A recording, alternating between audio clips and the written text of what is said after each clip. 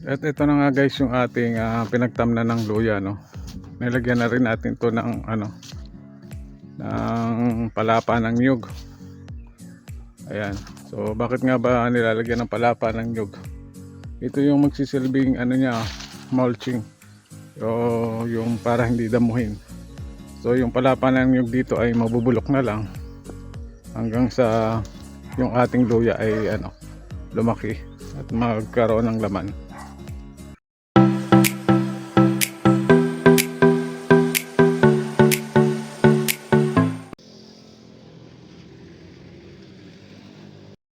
Another day, another farm tutorial na naman tayo. So guys, nag-visit nga ulit tayo sa farm natin. Pero dumaan muna tayo sa bilihan ng buto ng ampalaya at sitaw para itanim na dito sa ating farm. At ang mga buto nga guys ay tumaas na din at sabi ay lalo pa itong tataas pagsabit ng May. Kung saan taniman na naman talaga ng mga gulay. So guys, tara at bumili na tayo ng mga buto na itatanim natin sa farm.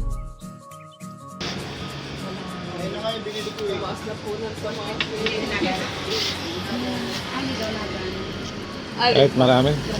Pag-anim, walang bawas. Hindi na po makabawas. Mataas. Ano na. Ilang piraso? 500. 500 seeds po. Anim.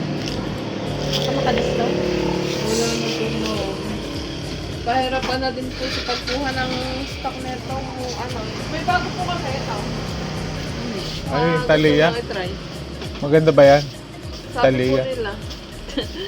Maganda daw po siya sa na siya. Magkano yung Thalia? 2,650. Oh, 506 din po siya. Green po siya. pero hindi siya mahaba. Para daw po siyang galaxy.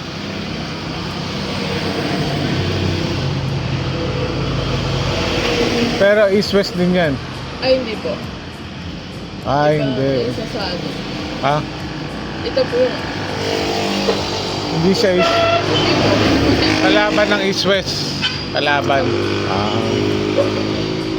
Ay, ito na lang. Tubok na to eh. Oh, guys. Ito raw. Ito. Ito daw mas mabenta. O, dito na lang. Itong si Makisig. Ayan. Makisig. Wala na po kasi mariposa. Dati mariposa. Nakakadalim po ba kayo ng mariposa? Ngayon pala kami magtatanim ng First time lang sitaw. po magtanim. Sa gilid lang namin tatanim. Pero marami nito kasi isang kilo. Kaya pala isa lang ang pinabili. Dami na yun. Hindi ko ito.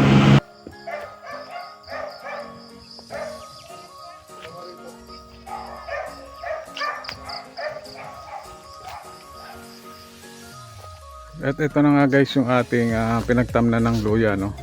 Nilagyan na rin natin to ng ng palapa ng nyug. Ayan. So bakit nga ba nilalagyan ng palapa ng nyug? Ito yung magsisilbing niya, mulching. So yung para hindi damuhin. So yung palapa ng nyug dito ay mabubulok na lang hanggang sa yung ating luya ay lumaki at magkaroon ng laman. So ayan. Ito pa lang yung natatamnan natin, pero sa mga susunod na araw ay magtatanim pa rin tayo dyan ng luya.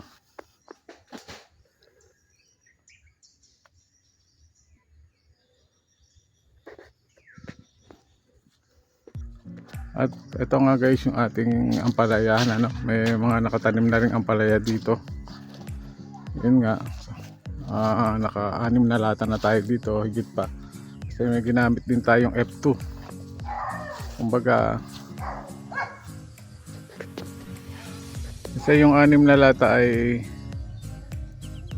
almost 3,000 plus kasi yung isang lata 500 pieces.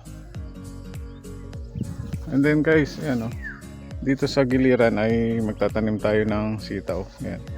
Naka-prepare na din yan dito sa pangagilid ng ating ampalaya. Tatamnan natin yan ng sitaw paggilid doon, yan. So tingnan na lang natin, and then dito pa sa mga giliran magtatanim tayo ng sitaw. At ito nga guys, kami ay nagdidilig ng aming ampalaya dito sa farm. Gamit lang yung timba o lagadera. Tama ko nga dito yung asawa ko. Hindi pa nga kasi kami nakakabili ng deep well. So mano-mano muna yung aming pagdidilig. Yan.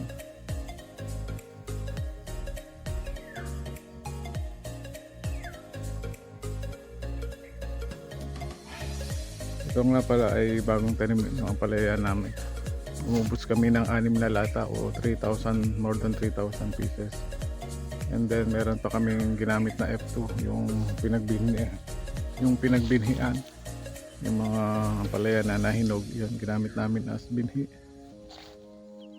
At check namin kung maging maganda pa rin yung bunga niya sa ginamit naming F2, hindi sa F1. Kumbaga binhi nung tinanim naming F1.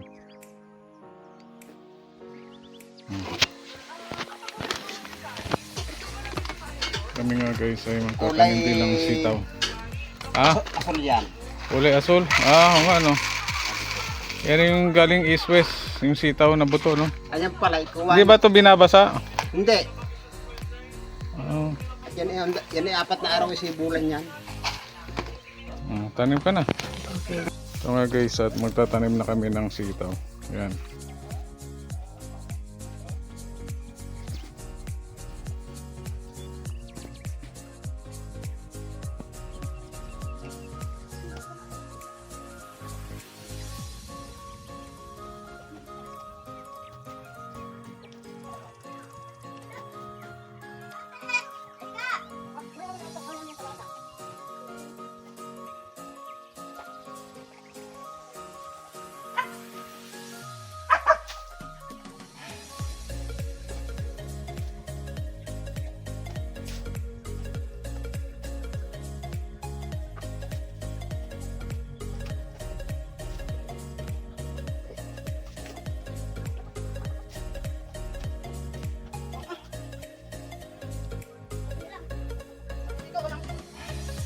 Guys, kukuha rin kami ng papaya.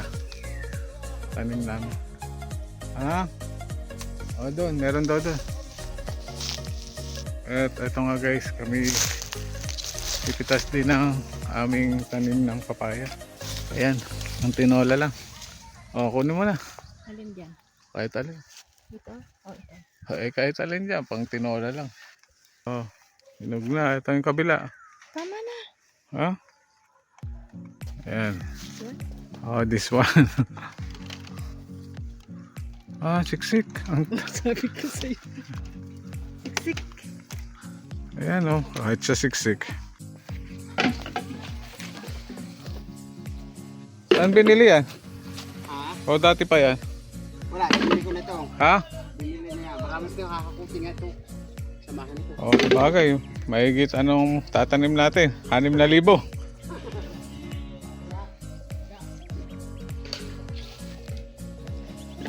So guys, ito nga pala yung gagamitin namin talian ng ampalaya.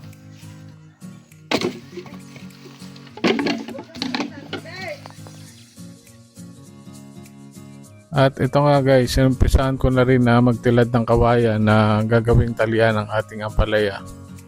Marami nga yung gagawin natin kasi ngayong season ng ating ampalaya ay halos mag-triple yung ating itinanim. At ito nga guys yung mga naging gawain namin sa farm. So till next video, and always remember, life is really so simple. Don't make it so complicated. Don't expect too much and enjoy what you have. Guys, kindly share, like, and subscribe to my YouTube channel. Ingat po and God bless. Bye bye.